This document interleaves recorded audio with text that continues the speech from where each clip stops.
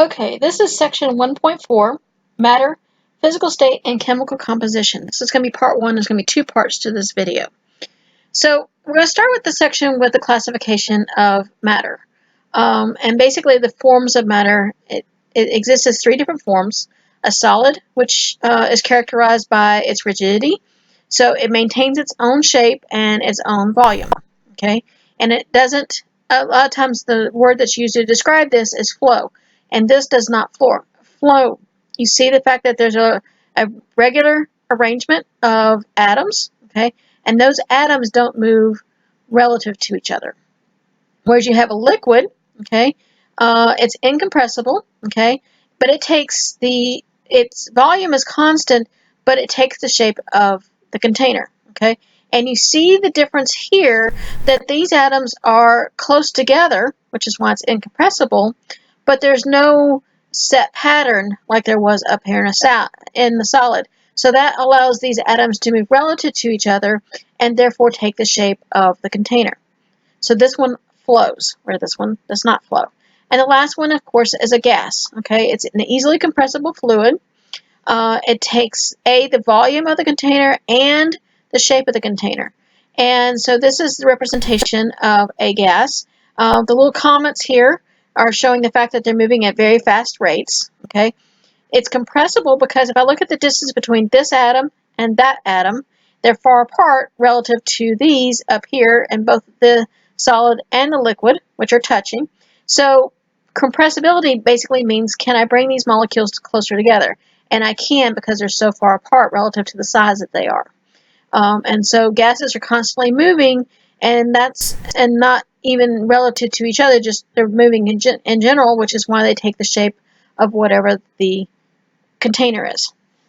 Sometimes you will hear of a fourth state called a plasma. It's gaseous that has electrically charged particles, and this would be an example of a plasma. Our book doesn't actually address plasma, but other books do, so I just wanted to put it out there. Okay. So the question is, give the normal state of the matter below as a solid, liquid, or a gas. Okay. So I have potassium hydrogen tartrate, which is a compound, better known as cream of tartar. Okay. And over my years of teaching this, I realized that most students don't actually cook or bake, and this would be more of a baking type of thing. But it's what gives meringue its form, where it makes stiffer peaks. Meringue is basically beaten egg whites, but it's basically a spice. Okay, and so as such, it is a solid. Okay. The next one is tungsten. Again, outdating this because we now don't use these type of light bulbs, but the old incandescent light bulbs that had the wire in there, that wire was tungsten. So if it's a wire, the state is a solid also. Next one is carbon, graphite. Okay, so like the pencil, the lead of your pencils, okay, is graphite. So therefore, what state would that be? And the answer is solid. Okay. And the last one is mercury. So think about your thermometers, okay? And the mercury is the gray metal that's inside of those thermometers. And that state is actually a liquid. Okay. So this is the number 42 in the book. Number 41, the answers are in the back of the book.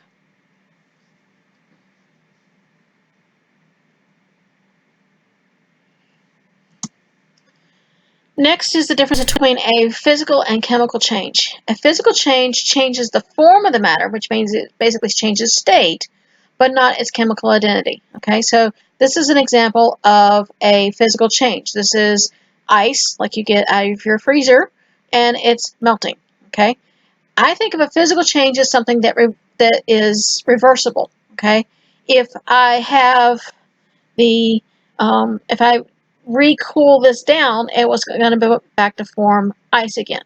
Okay, versus a chemical change is one in which one or more kinds of matter are transformed into different matter. So basically, the composition changes. And I think about this one as being an irreversible change. So the example here is burning paper. Okay, no matter what I do to this ash in a physical process, cool it down, compress it, whatever I might do, I'm not going to form paper again. Okay, this video, which the link is in the references page for the chapter, is showing what happens when I put sodium metal into a beaker of water. Okay, and it's a very explosive and fun video to watch. Okay, so a physical change is usually a description of a physical property. Okay, so it's a characteristic that can be observed without changing its chemical identity. So it's something that a chemical change, you basically have a physical property that usually has to do with a physical change, and of course a chemical property has to do with a chemical change, which is a characteristic involving the chemical change.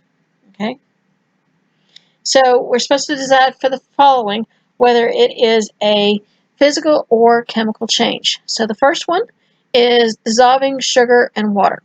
Is there a way of reversing this? Is there a way that I could get the sugar back out of the water? The answer is yes. If I evaporate the water away, the sugar will remain. So therefore, that's going to make this one a physical change.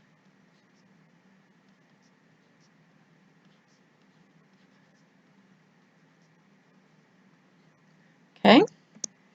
Rusting of iron. Okay.